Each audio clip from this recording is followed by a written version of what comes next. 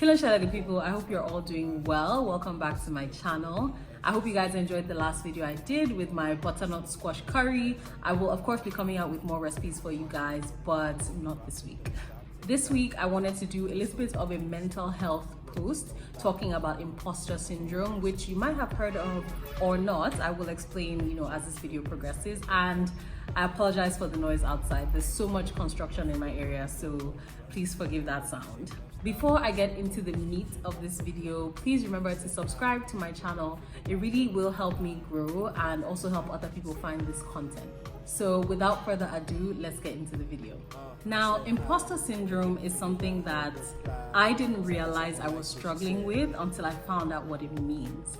And imposter syndrome is essentially that feeling that one does not deserve accolades or praise for work that you've actually done or for your talents or skills.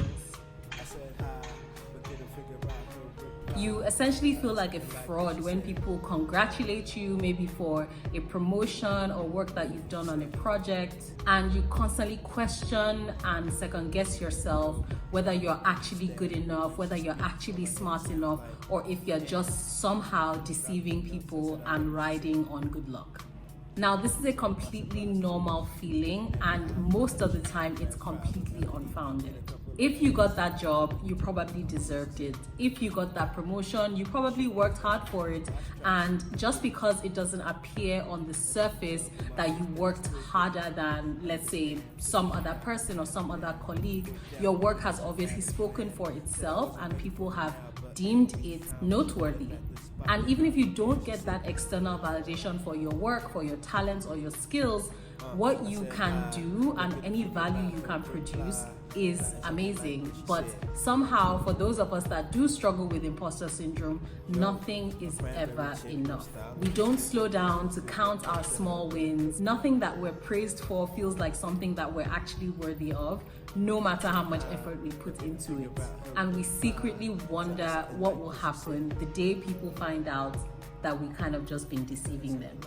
Now, a lot of the insight that I've gotten from this concept of imposter syndrome obviously is from articles and things that I've Googled, but one book in particular that really made an impact for me was this one, The Secret Thoughts of Successful Women.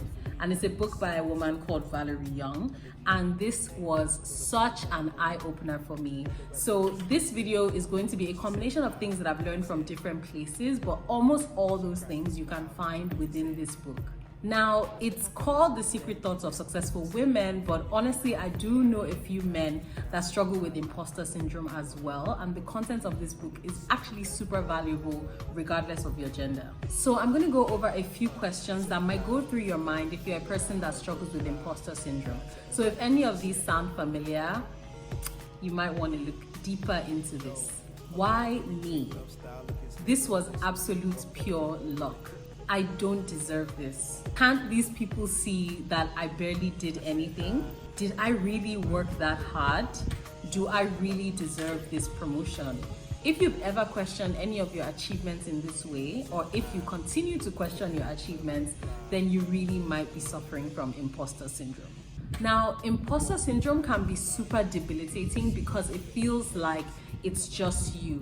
It feels like everyone else who has gotten their accolades and their achievements, they worked hard, they put in the work, they are brilliant, they're intelligent. You are, it's not like you're not smart, but a lot of it had to do with luck. And it can be really discouraging to feel like you're the only one that's thinking this, especially when it feels like something that you can't share with other people, or if you do share it with other people, you will literally just be exposed as a fraud. But guess what? So many people struggle with this, especially women. And the reasons behind that have to do a lot with conditioning, and they're things that we can really easily unlearn. I take that back. It's not easy to unlearn things that you've been conditioned with since you were really young. So I won't say that it's super easy. It actually requires work on your part. But if you become conscious of it, then you can start having internal dialogue and questioning that will really help you overcome the imposter syndrome. Now, there are a few things that I highlighted as I was going through this book. There's no need for me to recreate the wheel. I will just read some of them out to you so that you can hear some of the stereotypes that we've internalized that we really, really need to unlearn.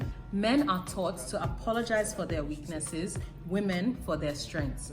Now, this is absolutely true, and there's another quote in the book that makes it a lot clearer, and like just reading it, it was something that really resonated with me. And it's something that's culture, it's society, it's so pervasive, and in order for you to unlearn it, you really have to understand that it's happening. Like, it's so subtle the way these things are communicated to us. Anyway, let me quote this for you. On page 62 here, she says, "You know the drill. He's commanding, you're bossy. He's assertive, you're a bitch. He's persistent, you're pushy. He's decisive, you're impulsive. He's blowing off steam, you're hysterical. He's carefully weighing his options, you can't make up your mind." Think about it. A lot of times when men and women react the exact same way to situations, the way those situations are contextualized are completely different. Which goes back to the initial quote. Men are taught to apologize for their weaknesses, but women for our strengths. Now, what this does is that it conditions your mind to think that you don't belong in spaces where you actually do belong. So if you're working hard in a space, but you're constantly being told that you're bossy, you're bitchy, you can't decide this and that, what it does is make you constantly second guess whether you should be occupying that space or not. And this also goes for women that are softer natured. Even the fact that you're not super assertive, it doesn't mean that you're not intelligent or you're not smart, but there's so much messaging that tells us what a smart or intelligent or successful person should be or should look like on the surface, even from things like films, media, even the music that we consume. And it doesn't let us see that there's no one way to be successful, to be brilliant. And the fact that you don't fit into a stereotype doesn't mean that you're an imposter. So more specifically, I'm going to drill down on ways that you can escape this imposter syndrome cycle, ways that you can appreciate yourself more and understand that your intelligence, your value is perfectly valid, and you have every right and you deserve all the accolades and achievements that you have had in your life, whether it's in your personal life, in your career, or in whatever aspects these feelings of imposter syndrome tend to manifest themselves. So the first thing that I will suggest, and that has definitely worked for me, is to create confidence by building competency. Now, what that means is that just because you try something the first time and you don't get it right or you don't figure it out, that does not call into question your intelligence or your ability. The more you build competency and efficiency at something, the more confident you are about it. The more confident you are to talk about it. And so when you're faced with a situation where you need to either share that knowledge or apply that skill, you have the competency, so you have the confidence. And the more you build that confidence, the more you're sort of able to challenge that internal dialogue that's trying to tell you that you're not good enough or you're not deserving. Now, for me, even with something as basic as playing games with my friends, there's some people who honestly, like, anything that they're doing, almost immediately, the first time they try it, they figure it out and they get moving. I've realized that I'm not that sort of person. The first time I consume information, I receive it on a surface level. For me to really get something and grasp something, I have to explore it from different angles. I have to go deeper, I have to do more research. And the more I do that, the more information I'm able to extract, and it expands my worldview. So any space that I occupy after that, where that subject matter or that skill set is required, I have the confidence because I have built the competency. The second thing I would say is super important to pay attention to is our internal dialogue. Now, we're not exactly trained growing up to talk to ourselves. In fact, talking to yourself is seen as, something completely crazy. But the fact of the matter is, whether you're quiet or talking to someone else, your mind is running and there's a conversation happening. So you can either be part of that conversation or be left out of that conversation that is still having an impact on your feelings. So a lot of these feelings are actually questions that are going on in your mind. Like, why me? You need to challenge that question with more internal dialogue. Why not me? Why should someone else get this achievement or get this promotion? Why not me? So when you start challenging those questions that you have in your mind, you're able to put things in perspective and see either that one is really not that deep, or two, it's not something that you cannot overcome. If you think to yourself about some praise or something that you receive, I really don't deserve this. Why don't you deserve it? Did you work at it? Maybe you didn't work as hard as another person because you didn't need to work as hard as the other person. You have a natural talent or a natural skill that allows you to do something easier than the next person. Does that mean you don't deserve it? No, that's your natural gift. So anytime you ask yourself that question as well, do I actually deserve this? Why don't you deserve it? There's no reason why you don't. Unless you've done something, really unconscionable, like you've done something wrong or you've cheated or something like that. But most people are not like that, and most people haven't. So, allow yourself to occupy the space of legitimately deserving the things that come to you. Now, my third piece of advice is vulnerability. Now, listen, I am the last person. I hate being vulnerable so much. It's such a difficult thing for me, but you really need to find at least one person that you can tell how you feel. Someone that you can say, like, I don't know what I'm doing, this business that I'm running, I'm kind of just winging it, or I feel like I'm winging it. Someone who will not judge you, someone who you feel comfortable and safe with, and you should be able to tell that person how you're feeling, because sometimes if you're not able to have that internal dialogue successfully, you can have that dialogue with another person that will help you see everything that you've done and the small wins that you haven't counted along the way.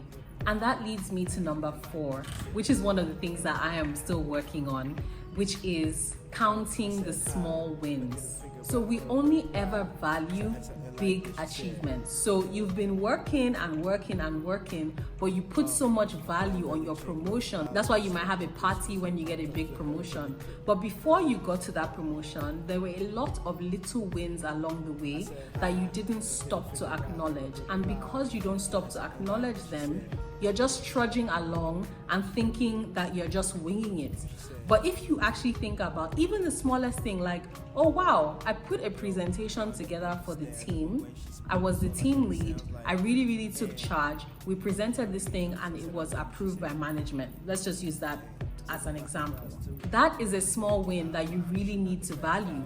And it will, it sort of ties into building competency. Those little achievements that you gain along the way, they give you more confidence if you actually give them attention. So that when you actually have a big win, you know that it's as a result of you being consistent with your growth. And you don't feel so much like it has, come all of a sudden and it's not something you deserve and you haven't worked at it. So make sure that you're counting your small wins. One of the ways I try to do this is by journaling, which obviously you guys know by now. I'm obviously going to talk about journaling, but it can be really difficult because there's so many things we do that we discount, and until you maybe speak to someone else or take the time to write these things down, you don't realize that every little thing that you put your hand to, you're actually creating value, and that really means a lot. So the last thing I'm going to say sort of links back to the internal dialogue. Sometimes it's not as easy to have that dialogue just running in your head. So my 5th suggestion is to actually write these things down. Now, your responses to these negative questions that people with imposter syndrome tend to ask themselves are sort of like affirmations. So like I mentioned before, if you're asking the question, why me? The response is an affirmation that there's no reason why it shouldn't be you. So taking the time to actually write down these thoughts and asking yourself why you're thinking like that in the first place is very important. Some things to review when you're questioning yourself are: 1, is this something that is true? 2, is it something that society has told me? 3, is this something that an external party, like a third party or another friend or a parent or something like that, has told me, and does it actually hold true? These are some ways that you can analyze those negative questions and counter them with your affirmations. I'm going to read a few more quotes from the book, The Secret Thoughts of Successful Women, that I don't know, I highlighted them, and just reading them back before filming this, they really gave me, another sense of, yeah, this is actually a real thing and it's something that I can overcome. Whether you eventually decipher it or not, and this is referring to any task that you take on, the fact that you had to struggle in the first place can set off your imposter alarm. So that's what I was mentioning before, that you put your hand to something the first time, you struggle with it, and you think that means that you're dumb or that you're not as intelligent as you actually think you are.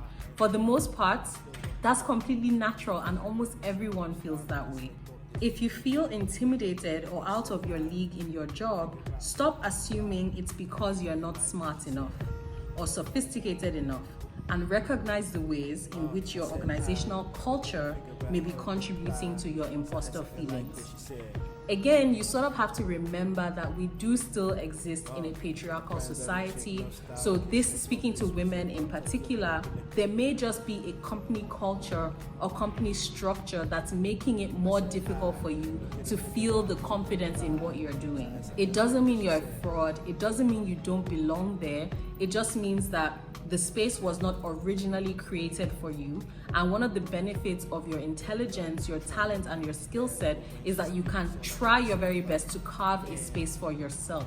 If you remain competent and you continue building your competency, as I mentioned before, you can carve a space for yourself in almost any sphere of life. I know I've talked a lot about career, but this is also something that affects us in almost every sphere of life. In long-term relationships, in friendships, in raising children. Another type of imposter syndrome is mom guilt, which I know that a lot of mothers struggle with. Constantly asking yourself, am I doing enough? Am I there enough? Is the baby healthy enough? At the end of the day, you love your child. You do everything. You give so much of your time. It's okay for you to take care of yourself sometimes without feeling like you're a fraud and you're not actually a good mother. It's perfectly fine for you to make some time for yourself and know that you are actually doing your best.